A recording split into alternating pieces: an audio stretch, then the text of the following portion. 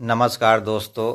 इन भगवानों के आगे न जलाए गोलबाती का दीपक, वरना घर में हो जाएगा दरिद्रता का वास। हिंदू धर्म में सुबह और शाम देवी देवताओं की पूजा करते समय दीपक जलाने का विशेष महत्व होता है। दीपक की लौ को अग्नि का प्रतीक माना जाता है और अग्नि में सभी कुछ शुद्ध करने की क्षमता होती है। इस वजह से इसे बहुत ही पावन और पवित्र माना गया है। सनातन परंपरा में दीपक जलाए बिना कोई भी पूजा पाठ संपन्न नहीं होता है। दीपक जलाने से देवी देवता प्रसन्न होते हैं और घर में सकारात्मक ऊर्जा का संचार होता है। घर में सकारात्मक ऊर्जा होने से घर में सुख, शांति और खुशहाली रहती है। देवी देवता के सामने दीपक जलाते समय घी, सरसों या अन्य तेल के साथ रुई से बाती बनाकर जलाई जाती है। आमतौर पर दो तरह की बाती होती है, एक लंबी बाती और दूसरी गोल बाती। दोनों बाती को जलाने का अलग अलग महत्व है, लेकिन अधिकतर लोग इस बात से अनजान हैं कि गोल और लंबी बाती कौन से देवी देवताओं के सामने प्रज्वलित करनी चाहिए।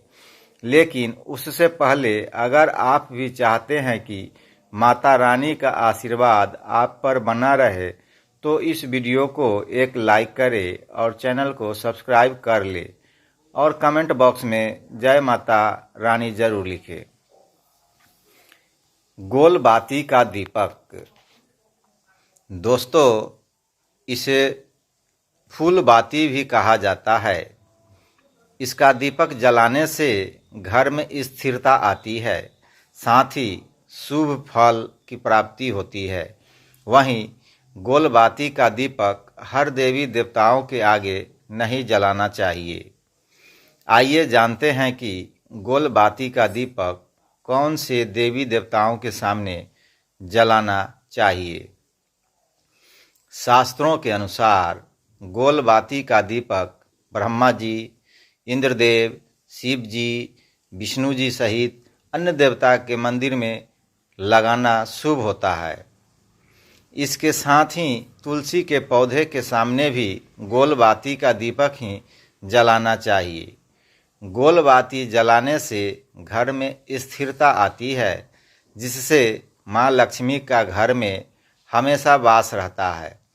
इसके अलावा पीपल या फिर बर वृक्ष की पूजा करते समय भी गोल बाती ही जलाए, भूलकर भी लंबी बाती का इस्तेमाल न करें। आइए अब जानते हैं गोल बाती का दीपक कहाँ नहीं जलाना चाहिए। गोल बाती का दीपक नवरात्रि या लक्ष्मी पूजन में भी नहीं जलाना चाहिए।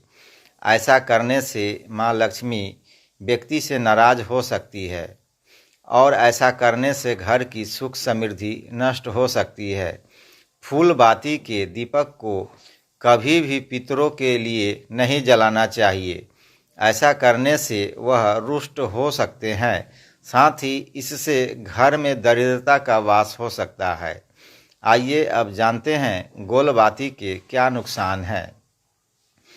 ध्यान रखें कि गोल बाती का इस्तेमाल करने से पितर कभी प्रसन्न नहीं होते हैं और घर में दरिद्रता वास करने लगती है। इसका घर में रहने वाले सदस्यों की तरक्की पर भी बुरा असर पड़ता है। इसके साथ ही घर में कोई न कोई बीमार पड़ता रहता है।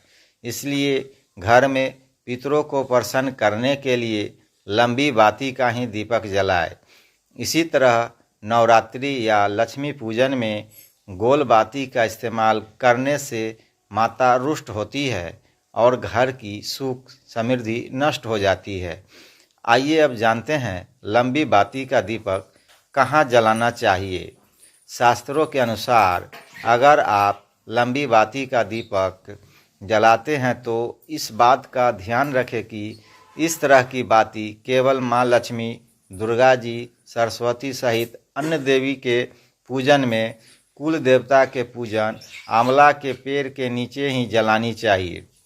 लक्ष्मी जी के सामने लंबी बाती लगाने के से धन की वृद्धि होती है और कुल देवता के समक्ष ये बाती जलाने से कुल की वृद्धि होती है। लंबी बाती जलाने से सुख समृद्धि, धन संपदा, ऐश्वर्य में वृद्धि होती है।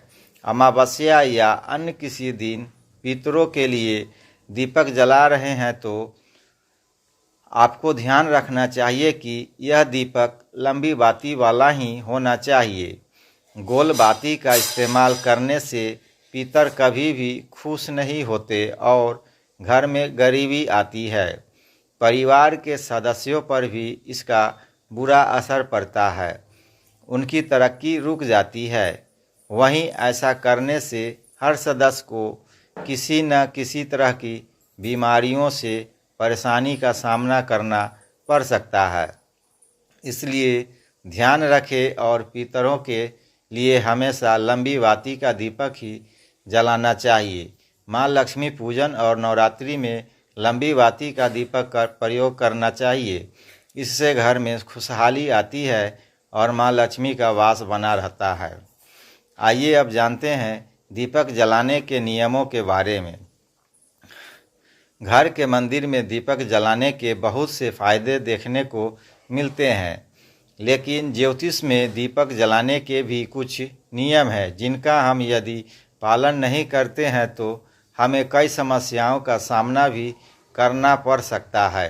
ध्यान रखें कि स्नान करने के बाद ही पूजा पाठ करनी चाहिए। बिना स्नान के पूजा पाठ के कार्य नहीं करने चाहिए। अगर जानकारी अच्छी लगी तो वीडियो को लाइक एंड शेयर करें और चैनल को सब्सक्राइब करके बेल नोटिफिकेशन को ऑल पर सेट कर ले। वीडियो देखने के लिए आपका बहुत बहुत धन्यवाद।